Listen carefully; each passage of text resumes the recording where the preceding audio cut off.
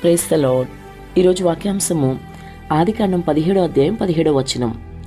అప్పుడు అబ్రహాము సాగిలపడి ఆమెన్. ప్రభు ఈ వాక్య భాగం నుండి ఈరోజు మనతో ఏం మాట్లాడుతున్నారో చూద్దాం. అబ్రహాము సాగిలపడ్డాడు అని లేఖనాల్లో మనం గమనిస్తున్నాం.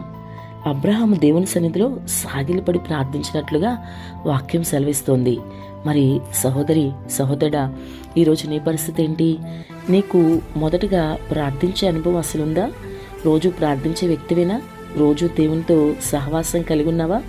ఏదో సంవత్సరానికి ఒకసారి ఈస్టర్ పండుగకి వెళ్తాను, క్రిస్మస్ పండుగకి వెళ్తాను, అప్పుడే ప్రార్థన చేసుకుంటాను, ఇక మీదట మామూలు రోజులు నాకు ప్రార్థన అవసరం లేదు అనుకునే వ్యక్తివా? ఒకసారి ఆలోచించు. క్రైస్తవుడైన నీవు ఖచ్చితంగా ప్రార్థించాలి. అంతేకాకుండా సాగిలపడి ప్రార్థిస్తే నీ ప్రార్థనకి ఖచ్చితంగా జవాబు వస్తుంది. సాగిలపడి అనుభవం అబ్రహాంకు ఉన్నట్లుగా నీకు కూడా ఉండాలి. మరి ఉందా? సాగిలపడ్డం అంటే తగ్గించుకోవడం కదా. సాగిలపడి ప్రార్థించడం దేనికి సూచనగా ఉందంటే నువ్వు తగ్గించుకుని దేవుని సన్నిధిలో ప్రార్థించినట్లు. అంతకు మించి తగ్గింపు ఇంకేం ఉండదు.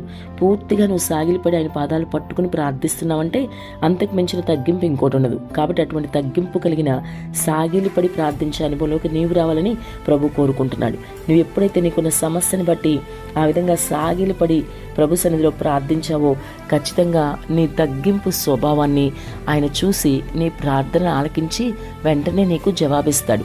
కాబట్టి నువ్వు ఏ క్లిష్ట పరిస్థితులు ఈరోజున్నా, అది అనారోగ్య సమస్య అయినా, ఆర్థిక ఇబ్బంది అయినా, కుటుంబ సమస్యలైనా, వివాహం, ఉద్యోగం, ఏ సమస్యలో నీవున్నా సరే సాగిలపడి ప్రార్థించు. ఖచ్చితంగా ప్రభువు నీ తగ్గింపు ప్రార్థన చూసి నీకు సమాధానం ఇస్తారు. అబ్రహాము సాగిలపడ్డాడు అని ఎంతో వివరంగా చూస్తున్నాం మనం. అబ్రహాము దేవుని ఎదురుగా, అందుకని అబ్రహాంని దేవుడు ఎంతగానో ఆశీర్వదించాడు. ఎందుకనగా అబ్రహాం యొక్క తగ్గింపు ఆ స్వభావాన్ని బట్టే ఆశీర్వదించబడ్డాడు. అబ్రహాము దేవుడు మరి అబ్రహాంని బట్టి తన స్నేహితులను కూడా పిలవగలిగాడు.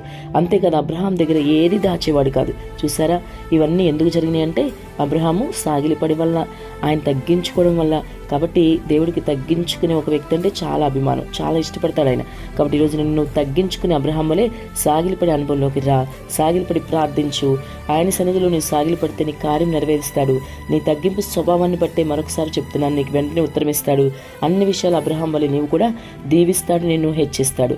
ఆలస్యం చేయక వెంటనే సాగిలపడు. ఆమేన్.